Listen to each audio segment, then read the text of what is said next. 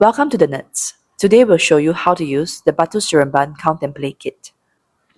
In the Batu Seremban Count and Play Kit, children can learn how to count or use the stones and cards for simple addition or subtraction.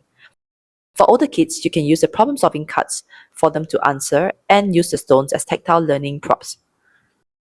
Here's what's inside your Batu Seremban Count and Play Kit. There are 10 Batu Seremban stones, number cards, and symbol cards along with problem-solving cards. The goal of the game is to introduce numbers and counting to your little ones. For beginners or young players, they can start by matching the stones with the cards, count the stones and identifying the numbers, colors, and patterns on the card. Alternative ways to use it.